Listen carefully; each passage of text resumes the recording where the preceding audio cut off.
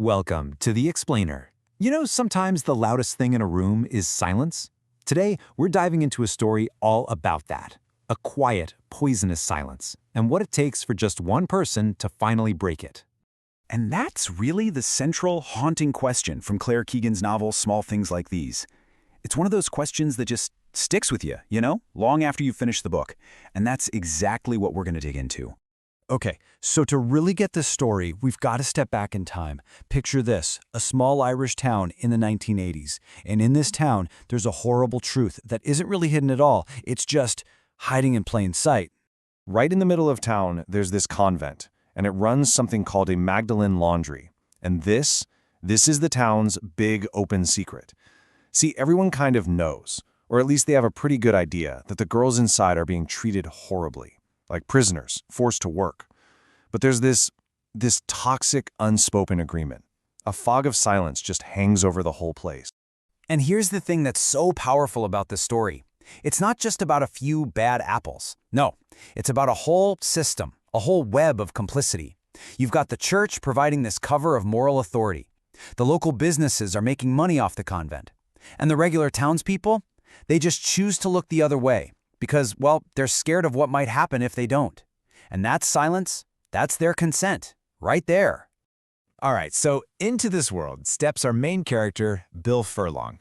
Now, Bill's a good guy. He's a coal merchant doing well for himself. But his comfortable life, it's literally built on the foundation of this town's silence. I mean, look at him from the outside. Bill's got it all, right? A wife he loves, 5 daughters, a booming business. He's the very picture of success. But underneath all that, there's this nagging feeling, this emptiness that all his success just can't seem to fill. And that's such a key point. He has comfort, for sure, but he doesn't have peace. It's a brilliant way to show that real peace isn't about what you have on the outside. It's about being right with yourself on the inside. So you have to ask, why Bill? Why can't he just ignore this feeling and get on with it like everybody else seems to be doing? Well, like it so often does, the answer is buried in his past. See, Bill's own story starts with a small act of defiance. He was born to an unmarried mother, which back then, that was a huge deal.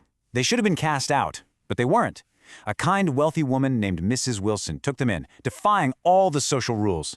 And that one single act of kindness didn't just save them, it planted something in Bill. He gets it, deep down, that his entire life exists because one person decided to do the decent thing when it would have been so much easier to just look away. And this is the crucial part. That stigma he grew up with, it didn't break him.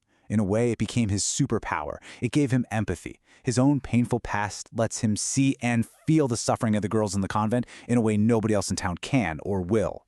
So his pain, it actually becomes his strength. How powerful is that? So all of this, it brings Bill to a massive crossroads. The real climax of the story isn't some big, flashy fight. Nope. It's a silent battle, and it's all happening right inside his own head. In that battle, it really boils down to a single profound choice.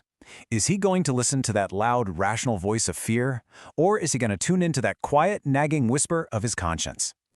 I mean, the voice of fear makes a lot of sense, doesn't it? It's logical. He could lose everything, his business, his reputation, the future he's worked so hard to build for his girls. But that other voice, his conscience, it might be quieter, but man, it is relentless. It's the face of that girl he saw. It's the memory of what his own mother went through. It's just that simple gut punch feeling. This is just plain wrong. And then it happens. On a freezing Christmas morning, this whole internal debate stops being theoretical and becomes terrifyingly real. He's making a coal delivery and he finds a young girl, barefoot, scared out of her mind, locked in the convent's coal shed. Suddenly, this isn't some town rumor anymore. It has a face.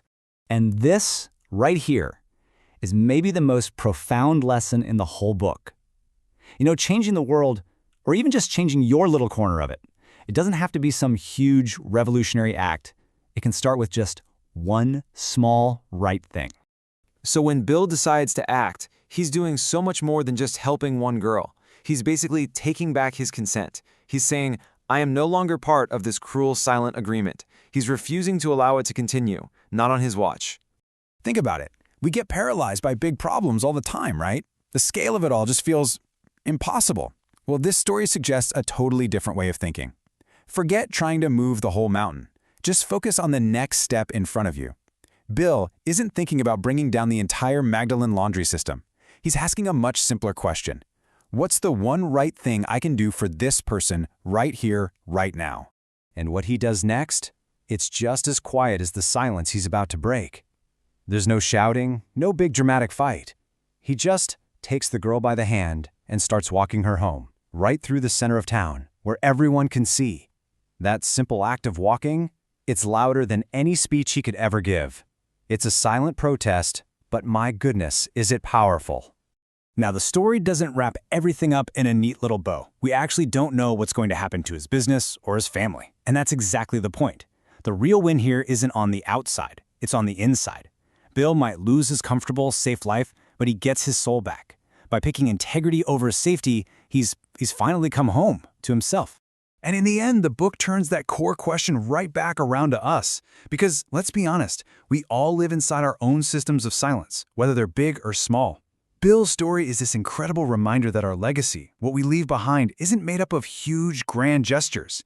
It's built from all the small things we choose to do or choose not to do every single day.